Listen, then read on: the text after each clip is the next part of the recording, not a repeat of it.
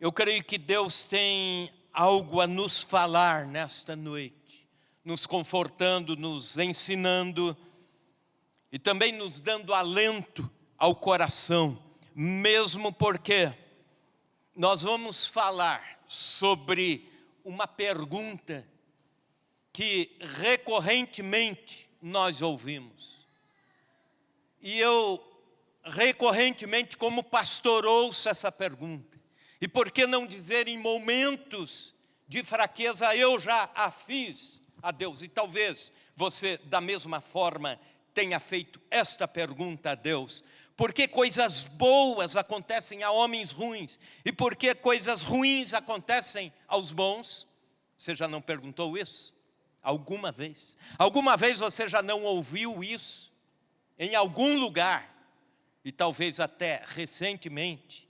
Então, veja comigo o Salmo 73. O autor deste salmo é um dos adoradores, um dos compositores em Israel. E ele começa o salmo dizendo: com efeito Deus é bom para com Israel, para com os de coração limpo. Quanto a mim, porém, quase se me resvalaram os pés, pouco faltou para que se desviassem os meus passos. Pois eu invejava os arrogantes ao ver a prosperidade dos perversos. Para eles não há preocupações, o seu corpo é sadio, é nédio, não partilham das canseiras dos mortais, nem são afligidos como os outros homens. Daí a soberba que os cinge como um colar e a violência os envolve como um manto. Os olhos saltam-lhes da gordura, do coração brotam-lhes fantasias, motejam e falam maliciosamente, da opressão falam com altivez. Contra os céus desandam a língua e a sua língua percorre a terra. Por isso o seu povo se volta para eles e os tem por fonte de que bebe a largos sorvos. E diz: como sabe Deus? Acaso há conhecimento no Altíssimo? Eis que são estes os ímpios, e sempre tranquilos, aumentam as suas riquezas. Com efeito, inutilmente conservei puro o coração e lavei as mãos da inocência, pois de contínuo sou afligido a cada manhã, castigado. Se eu pensar em falar, tais palavras já teriam traído a geração de teus filhos. Em só refletir para compreender isso, achei muito pesada a tarefa para mim. Até que entrei no santuário de Deus e atinei com o fim deles. E aí ele começa a entender. Versículo 18. Tu certamente os pões em lugares escorregadios e os fazes cair na destruição. Como ficam de súbito assolados, totalmente aniquilados de terror. Como ao sonho quando se acorda, assim, ó Senhor, ao despertares, desprezarás a imagem deles. Quando o coração se me amargou e as entranhas se me comoveram, eu estava embrutecido, ignorante, era como um irracional à tua presença. Todavia, estou sempre contigo, tu me seguras pela mão direita, tu me guias com o teu conselho e depois me recebes na glória. Quem mais tenho eu no céu? Não há outro em que eu me compraza na terra. Ainda que a minha carne e o meu coração desfaleçam, Deus é a fortaleza do meu coração e a minha herança para sempre. Os que se afastam de ti, eis que perecem, tu os destrói todos os que são infiéis para contigo. Quanto a mim, bom é estar junto a Deus. No Senhor Deus ponho o meu refúgio para proclamar todos os seus feitos. Senhor Deus e Pai, que a Tua palavra hoje pregada, anunciada, venha trazer conforto aos nossos corações e principalmente aos corações daqueles que têm sofrido privações, aqueles que têm sofrido enfermidades. Senhor, talvez alguém perguntando: onde está Deus em meio ao meu sofrimento? Outros perguntando qual a resposta que tem em meio aos meus dilemas. E nós pedimos, Senhor, de forma graciosa, misericordiosa fala aos nossos corações. Que teu Espírito Santo nos conforte e console de uma forma especial e nos dê alento e nos dê motivação para te amar e te servir. Que seja assim em nome de Jesus. Amém e amém. Eu já ouvi esta pergunta em incontáveis ocasiões, como que as pessoas a questionarem a justiça de Deus, mesmo que esteja muito clara a soberania de Deus, Deus no comando de todas as coisas, Deus absoluto sobre a história de todos nós aqui, sobre a história de toda a humanidade. Mas o nosso subconsciente sempre há de associar conforto e bem-estar à recompensa. E também vamos associar sofrimento e privações a castigo. Então ficamos oscilando entre castigo e recompensa. Acontece que não é bem esta a equação de Deus. E a gente acaba perguntando isso, porque as coisas boas acontecem a quem despreza a Deus, porque coisas maravilhosas até, de conforto, de bem-estar, acontecem para aqueles que desprezam ao Senhor. E por que pessoas que amam a Deus, servem a Deus, estão passando privações? Eu já ouvi isso em hospitais, já ouvi esta pergunta em velórios, já ouvi esta pergunta em visita a lares em crise. A mesma pergunta, este autor chamado Asaf, um adorador da família dos músicos, da família dos compositores de Israel, um daqueles que era escalado para prestar o culto a Deus, ele canta, ele compõe este salmo cantando, e este salmo é um dos que poderíamos dizer, talvez fosse escrito para hoje, pensando no hoje, pleno século 21. Este homem de aproximadamente 60 anos de idade faz essa pergunta a Deus no meio deste salmo. Por que coisas boas acontecem aos ruins e por que coisas ruins acontecem aos bons?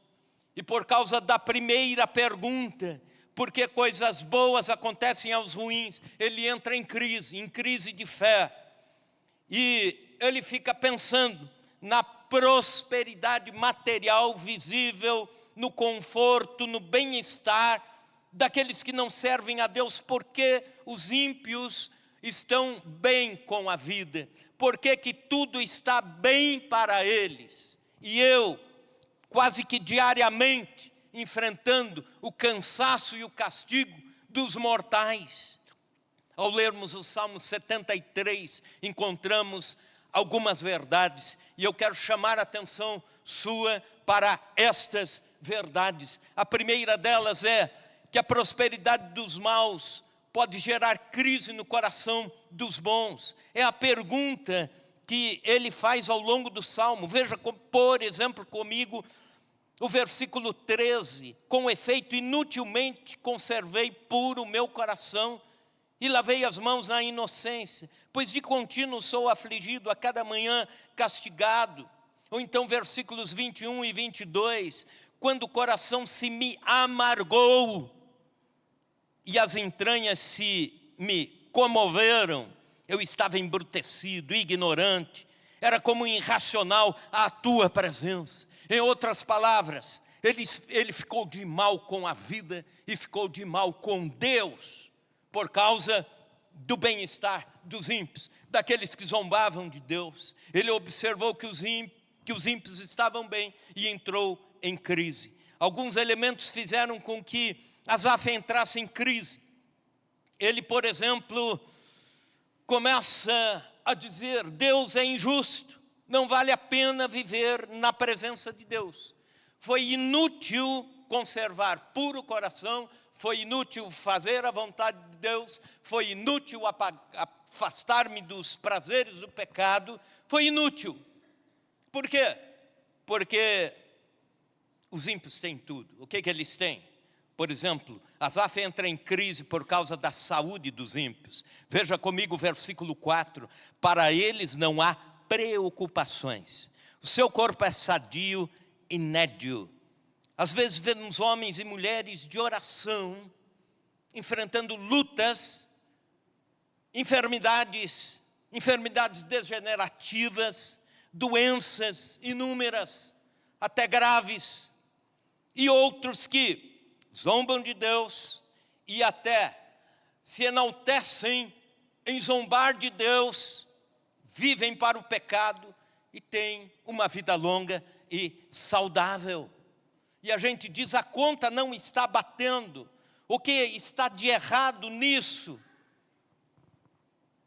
Por exemplo, ele vê a vida fácil dos ímpios e entra em crise. Versículo 5. Não partilham das canseiras dos mortais, não são afligidos como os outros homens. Há quem viva com super salários à base do emprego e não de um trabalho. Enquanto cristãos honestos, trabalhadores, verdadeiros, estão sofrendo ou com desemprego ou com subempregos, apertos econômicos, privações. Ele também entra em crise com o enriquecimento dos ímpios, versículo 12. Eis que são estes ímpios e estão sempre tranquilos e aumentam as suas riquezas. Incomoda-nos aqui no Brasil, por exemplo, ver os políticos de alto escalão terem o sucesso, os comerciantes fraudulentos terem o sucesso naquilo que fazem e aumentam os seus bens, à base de corrupção, à base de desonestidade, enquanto vemos homens de Deus sofrendo por não conseguirem levar adiante o seu negócio, o seu trabalho. Algum tempo atrás, você talvez acompanhou na televisão, alguns anos atrás, aliás, aquele homem, Sérgio Naia, que foi o construtor de prédios, etc., e ele zombando da desgraça de centenas de famílias que ficaram sem seus apartamentos, por causa do mau trabalho prestado, à custa da corrupção, à custa de comprar maus materiais, etc.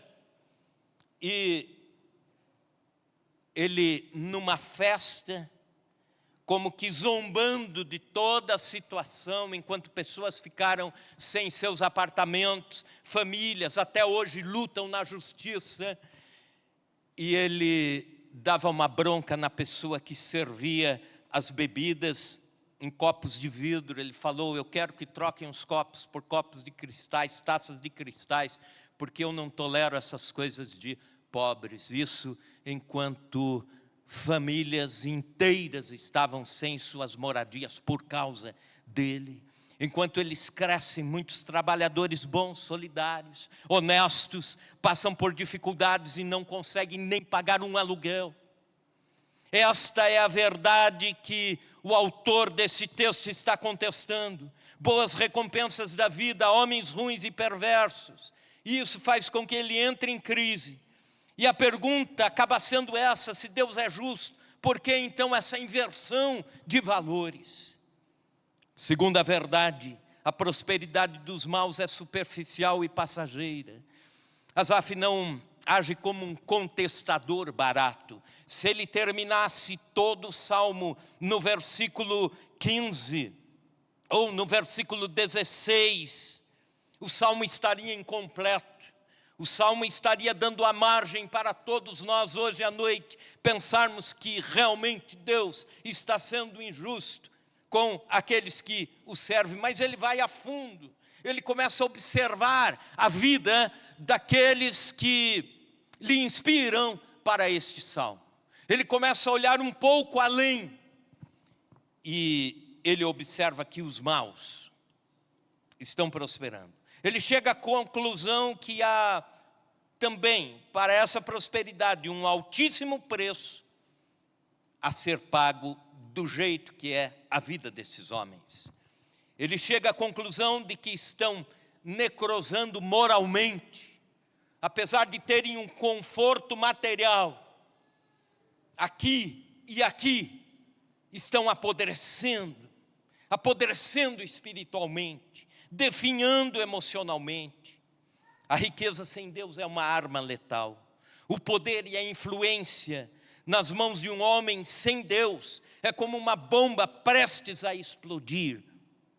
O mau cheiro espiritual passa a ser maior do que a satisfação pelo pecado, a satisfação pela vida regalada, a pretensa tranquilidade que ele vê aqui nos primeiros versículos. Versículo 4, para eles não há preocupações, mas de repente há.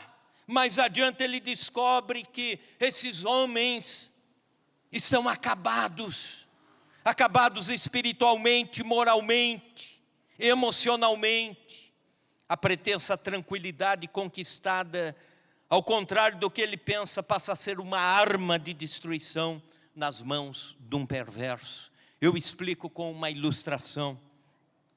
Alguns irmãos aqui conhecem, e eu também conheço, um cantor que foi cantor da época da Jovem Guarda, o Luiz Carlos Clay. Ele esteve inclusive num encontro de casais há muitos anos atrás, ministrando, testemunhando e também cantando para nós naquele encontro. E ele conta um testemunho de que a sua vida foi degringolando, apesar da fama. Ele entrou no mundo dos vícios, se tornou um alcoólatra, e como tal, ele começou a se tornar violento em casa, violento com a esposa, com os filhos, perdeu a família, foi perdendo todos os bens, e estava sempre num determinado bar, num determinado botequim. E o seu amigo Reginaldo Rossi, em 1987, compôs uma canção inspirado nele, a canção Garçom. Já ouviram? Garçom, nessa mesa de bar e tal, e decorre a poesia da canção. E ele iria dar, o Reginaldo Rossi, essa canção para o Luiz Carlos Clay gravar. Ele falou, isso aqui seria a minha ajuda para você se reerguer e tal. E por causa de questões de gravadora, questões burocráticas e tal, no final de tudo, foi o Reginaldo Rossi mesmo que compôs e gravou, ele mesmo gravou.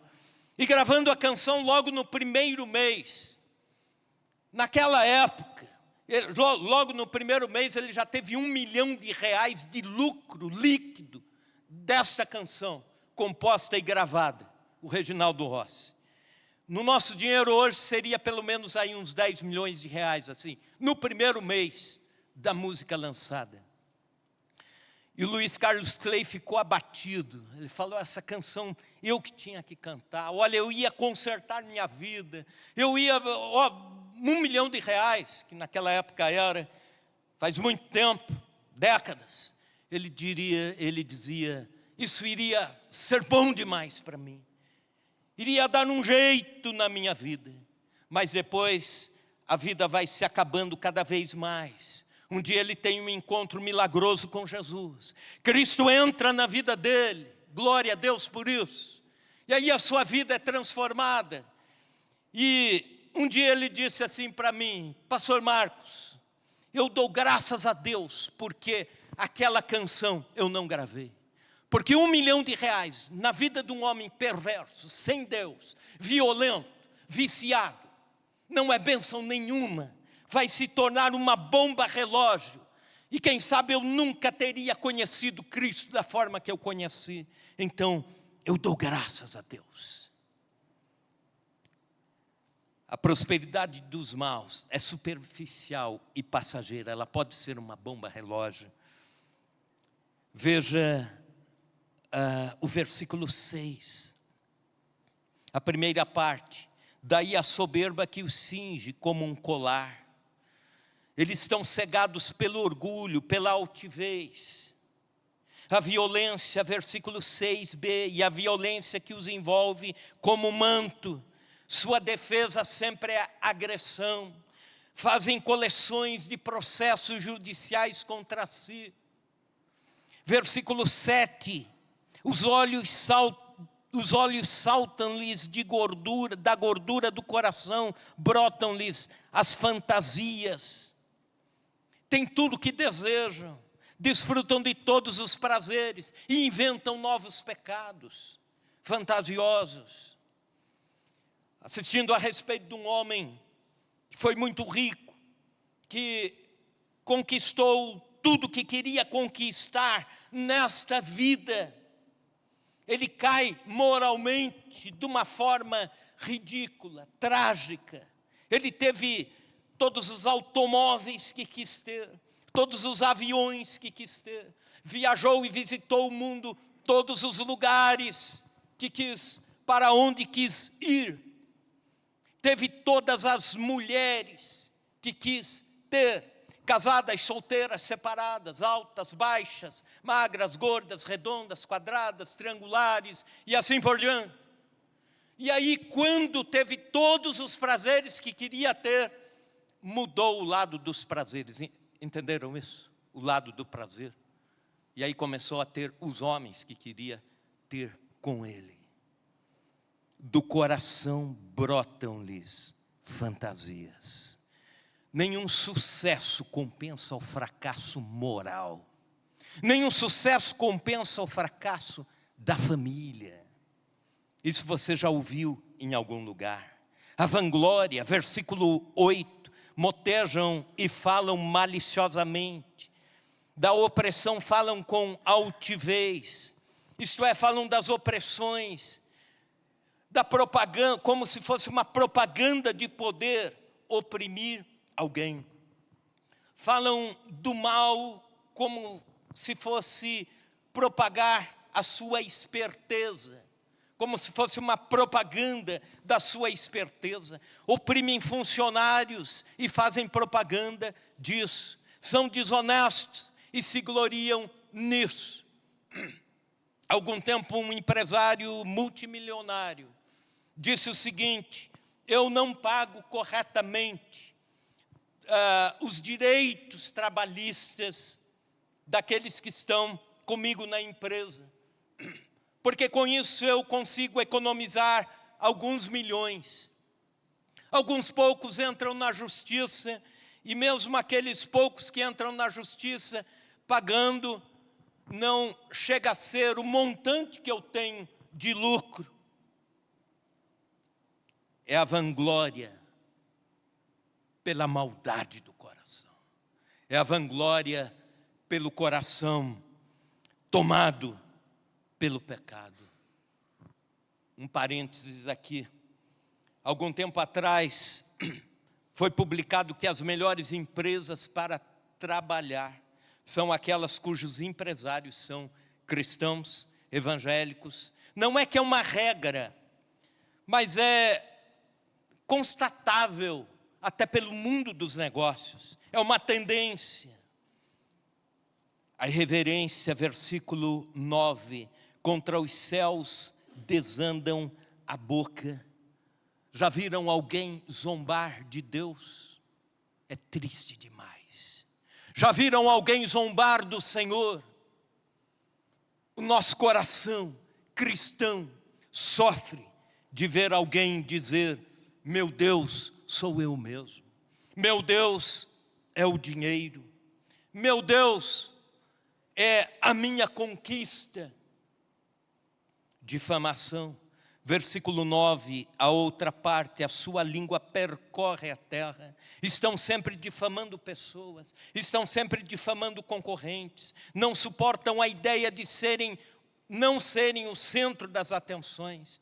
Precisam derrubar a imagem de alguém para crescer e continuar fazendo o mal. Essa é uma segunda verdade. Eles estão apodrecendo moralmente e espiritualmente. A terceira verdade é que a prosperidade dos maus gera um questionamento sobre a justiça de Deus. Versículos 13 a seguir: com efeito, inutilmente conservei puro coração. Em outras palavras, foi inútil servir a Deus até agora. Foi inútil conceitos de santidade. Foi inútil tudo que eu fiz até o momento. Pois de contínuo sou afligido, a cada manhã castigado. Se eu pensar em falar tais palavras, já aí teria traído a geração de teus filhos. Em outras palavras, eu sofro calado para não escandalizar ninguém, mas estou sofrendo com isso, com essa injustiça do Senhor. Versículo 16. Em só refletir para compreender isso, achei muito pesada a tarefa para mim. Em outras palavras, só de pensar nesse assunto, eu já me sinto mal. Só de pensar nessa injustiça da vida, eu me sinto mal. Tarefa difícil demais para mim. Escute isso. Se você pegar a Bíblia Sagrada do começo ao fim, você não encontrará em nenhum momento Satanás questionando a existência de Deus. Você não encontra. Mas você vai encontrar, do começo ao fim, Satanás questionando a justiça de Deus. E principalmente, nos momentos de tentação intensa, nos momentos de crise, como foi, por exemplo, Jesus no deserto, sem comer, em jejum, sabendo que viria um ministério relativamente curto e depois a cruz. E Satanás dizendo, se tu és o Filho de Deus, se tu és, lança-te daqui, os anjos te amparam lá embaixo. Se tu és o Filho de Deus, manda que essas pedras se transformem em pães. Se tu és o Filho de Deus, questionando a justiça de Deus. Ou então, se prostre e me adore, e você vai ter os reinos do mundo sem precisar passar pelo caminho da cruz. Satanás constantemente tenta um cristão que está passando por dificuldade. E a tentação é essa: Deus está sendo injusto com você. Deus está te abandonando no momento que você mais precisa. Esse é o momento que você mais precisava de resposta de Deus, e Deus está calado com você. Então, negue esse Deus, ou então saia da igreja, ou então pare de ser um servidor, um servo de Deus, um adorador de Deus. Na tentação do Éden, Eva, Deus está escondendo o poder de vocês. Eva, vocês podem ser como Deus, comam o fruto. Deus está sendo injusto. Deus tem todas as coisas e está negando arbitrariamente para vocês. Então comam o fruto, comam o fruto. Ao longo da Bíblia, Satanás está sempre questionando a justiça de Deus. Tudo isso até o versículo 16. Mas veja comigo o versículo 17. Aqui há uma mudança de chave. Até que eu entrei no santuário de Deus e atinei com o fim deles. Em outras palavras, até que eu entrei na presença de Deus, até que a amargura do coração passou, até que esse pensamento de que Deus é injusto passou, até que eu voltei a adorar a Deus. E aí, a terceira verdade: a prosperidade dos justos tem alicerce seguro e eterno. Versículo 23, todavia estou sempre contigo, tu me seguras pela mão direita. Aleluia, a presença de Deus. O muito sem Deus se multiplica na iniquidade e gera insatisfação. O pouco com Deus é investimento para o futuro de glória, é um presente com paz, é um presente para desfrutar com gratidão a Deus. Também o versículo 24, ele tem o conselho de Deus. Enquanto os ímpios estão se degradando, enquanto eles estão morrendo espiritualmente, moralmente, enquanto estão indo para uma bancarrota, existencial, o salmista diz: eu tenho o conselho de Deus. Versículo 24: tu me guias com o teu conselho e depois me recebes na glória. Repita esse versículo comigo: tu me guias com o teu conselho e depois me recebes na glória. Você e eu temos o conselho de Deus. Essa é a maior riqueza, esse é o maior bem-estar. A orientação de Deus para a vida, a orientação para o cotidiano, a orientação daquilo que precisamos, como podemos agir, como podemos nos portar diante da vida, qual a melhor forma de cuidar da saúde, qual a melhor forma de cuidar das finanças, sejam poucas ou sejam quase nada, mas Deus está ajudando, Deus está dando conselho, Deus está aconselhando os nossos corações. O prazer em Deus, versículo 25: quem mais tenho eu no céu? Não há outro em quem eu me compraza na terra. Em outras palavras, ele descobre que tem Deus no céu e também tem prazer em Deus aqui na terra.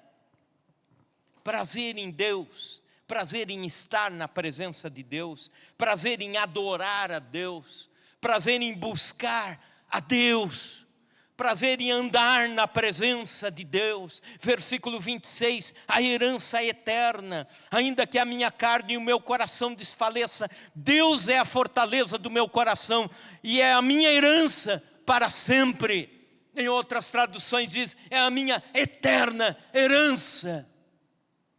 Querido irmão, querida irmã, nossa herança está guardada. Aleluia, está lá. Tesouros eternos, valores eternos. Nós nunca conseguiremos responder com exatidão porque que aqui na terra pessoas boas sofrem e pessoas ruins conseguem ter o conforto que pedem, que querem.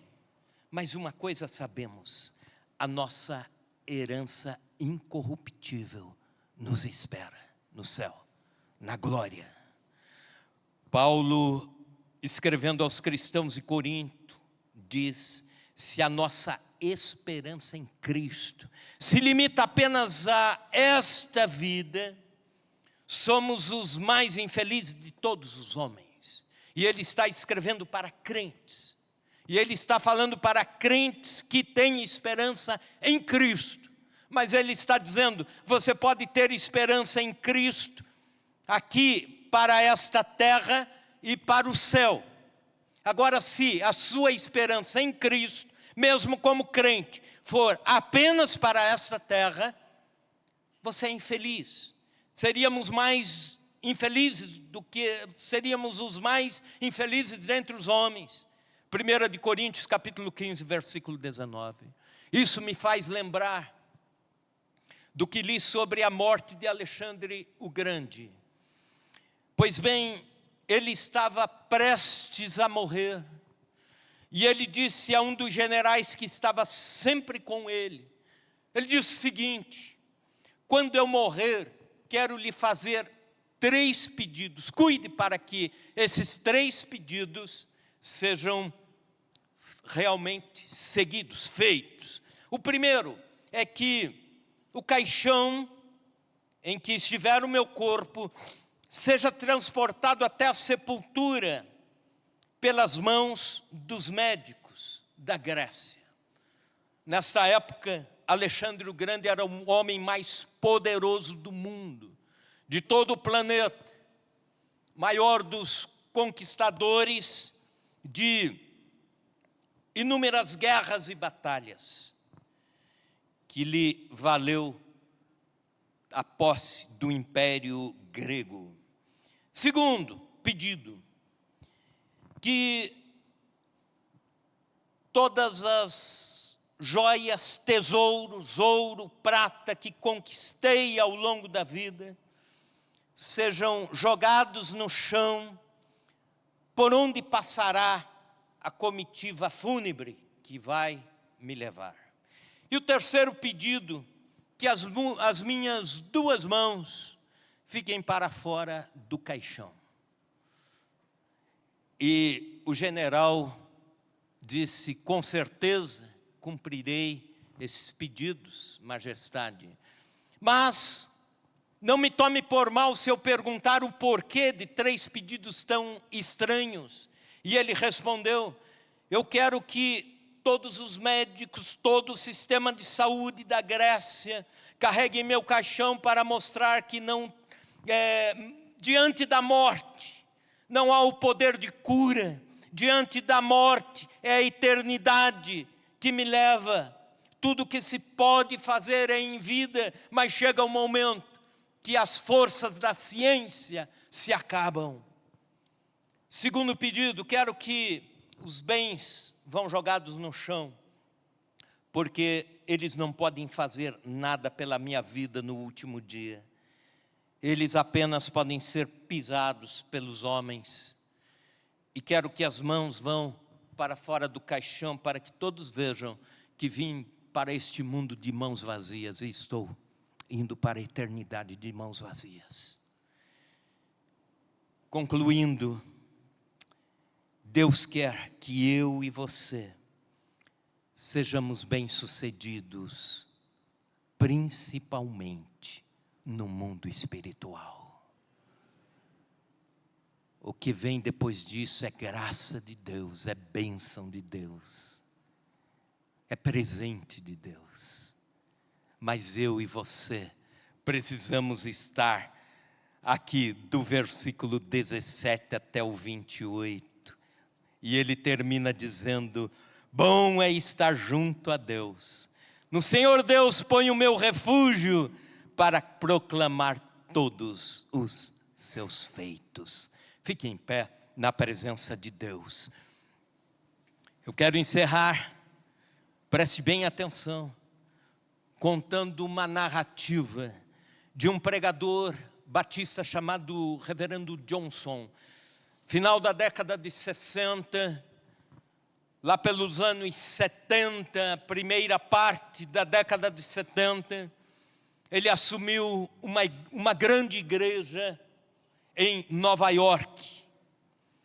E os jornais noticiavam a chegada do novo pastor. Ele pregava muito bem. Diga-se de passagem, um pastor conservador. Como diriam alguns, um pastor tradicionalista, mas um homem de Deus, um homem sábio, um homem de oração.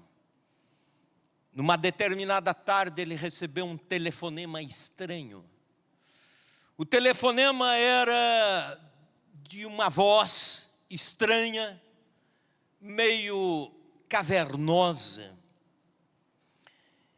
E a pessoa que estava do outro lado da linha se identificou e disse: eu sou alguém que faço alguns trabalhos para a sociedade em Nova York. E quero muito conhecê-lo. Por favor, venha neste endereço, caso o senhor possa. Vamos agendar. E o pastor prontamente marcou o endereço, o dia. Chegando no local, bateu à porta, soou a campainha e um homem estranho, todo encapuzado, veio atendê-lo. E ele achou aquilo estranho demais. Ficou pensando: eu estou no mínimo numa armadilha de sequestradores e tal. Mas aquele homem bondosamente pediu para que ele entrasse com um manto, com um capuz escuro. E aquele lugar era muito sombrio. Ele chamou o pastor e o conduziu até uma sala. Reverendo Johnson entrou naquela sala, sentou-se no lado de uma escrivania, aquele homem do outro lado. Ele abriu a gaveta, pegou um book e começou a folhear e disse: pastor, eu tenho muitos poderes. Eu, na verdade, sou um ocultista. Eu tenho poderes aqui nesta cidade. E aí ele começou a folhear o book e ele disse: o senhor lembra dessa artista aqui? Ele olhou e disse: sim, ela não era ninguém. Eu fiz um trabalho, hoje ela é uma artista de Hollywood. Ela tem muita fama e muito dinheiro. Sabe, este empresário aqui, ele não era muita coisa. Hoje ele é o senhor do petróleo. Sabe, este senador, ele não tinha muitas chances, mas ele ganhou. Porque eu, com os poderes, o ajudei. E aquele pastor ficou pedindo graça de Deus e presença de Deus. E aquele homem disse ao pastor: pastor, alguns outros pastores passaram por aqui. E eu os desafiei. E nenhum deles quis o meu desafio. E a minha pergunta é: pastor, o que agora, pastoreando uma grande igreja da cidade, você pode fazer de melhor do que eu faço? Vamos para o desafio. O que você pode fazer para mostrar que seu Deus é maior? E aquele pastor levantou a cabeça e deu uma resposta para aquele homem. Ele disse: a diferença, sabe qual é entre o seu Deus e o meu Deus? A diferença é que quando chegar o dia da sua morte, seu Deus te abandona e vai zombar de você pela eternidade. E vai estar com você no lago de fogo pela eternidade. E você vai estar desamparado, apesar de tudo que fez. Mas a diferença entre o seu Deus e o meu Deus é que quando eu estiver partindo dessa vida, meu Deus me toma pela mão e me leva para um lugar seguro, onde para sempre estarei louvando, adorando, desfrutando dos braços do Senhor que deu a vida por mim na cruz do Calvário. Essa é a diferença entre o teu Deus e o meu Deus. Por vezes nós achamos que a diferença entre o Deus desse mundo e o Deus a que servimos está no que um pode fazer ou outro. Não, a diferença está no versículo 28, quanto a mim, bom é estar junto a Deus. No Senhor Deus ponho o meu refúgio para proclamar todos os seus feitos. Aleluia, aleluia, aleluia.